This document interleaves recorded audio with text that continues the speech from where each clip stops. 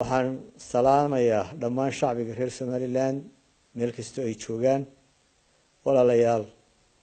waxaynu ka wada shaqeynay dhamaanteen hadaynu nahay shacbiga reer Somaliland in dalka ay nooga qabsoonto diiwaan gelinta codbixiyaasha kadibna aynu helo doorasho xor ah oo xalaal ah taasaynu bilownay 2013 waxay daro ah inaanay noo qabsoomin doorasho xor ah oo xalaal ah 13 November 2017 dhacdooyinka soo qaadan doona waxa kamid ah in la xirxiray mas'uuliyiin iyo taageerayaal tiro badan oo xisbiga wadani ka tirsan intii ka dambeysay 13 November iyo maalintii doorashadu socotay qaar kamidna guryahooda loogu daatay goor habeenimo arintaasi waa arrin aan la aqbali karin oo la qaadan karin arintaasi waxay abuuri kartaa xaalad amniga wax u dhinta sidaa darteed waxaan soo jeedinayaa in muwaadiniintaas si degdeg ah xorriyadoodii oo taama loogu soo celiyo walaalayaal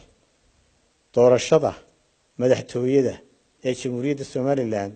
ee noo qabsoontay 13 November waxa ku gadaaman madmadow fara badan kaasoo dhaliyay musuqmaasuq iyo ku shubasho baahsan oo ka dhacday dhammaan degmo doorashooyinka Somaliland waxaana tusaale soo qaadan karnaa dhacdooyinka maalintii doorashada waxa ilaaliyayaasha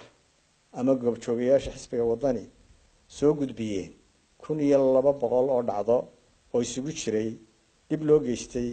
iyo hadidaad ama gacan ka hadal iyo khaladaad ku saabsan hab socodka doorashada waxaad ogtihiin in xataa horjoogayaasha caalamiga ah ay qireen in caruur da'doodu ay ka yar tahay da'dii loo ogolaa oo 7 jir ilaa 12 jir ay codeeyeen waxaad la socotaan in komishanka doorashooyinku qirtay in buugaagtii qaar ka mid ah ay ka baxeen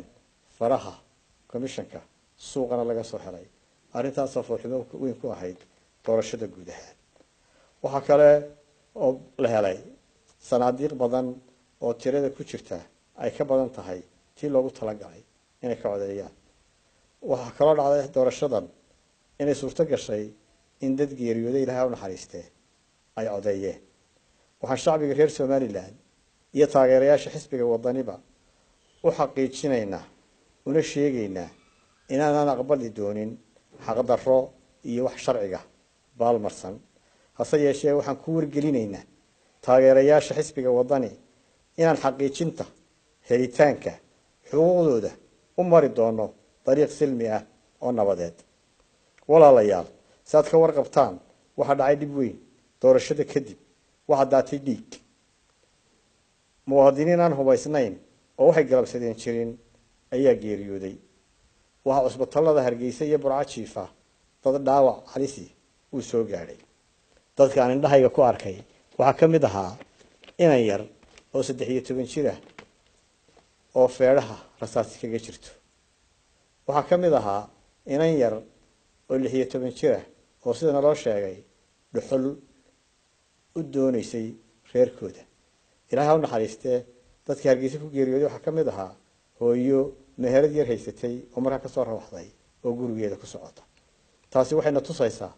in rasaas aan loo miidaan yeelin shacbiga loo adeegsaday arinta mas'uuliyadeeda waxaanu saaraynaa xukuumadda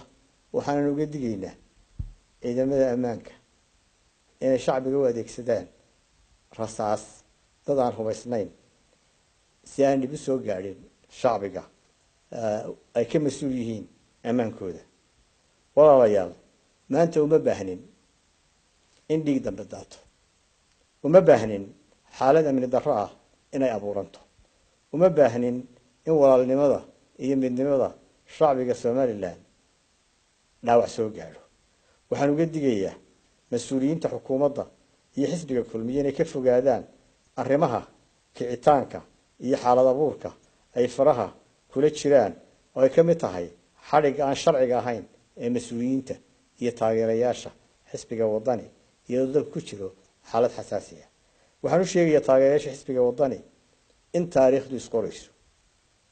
caalamkuna soo eegayo somalilan. sidaa darteed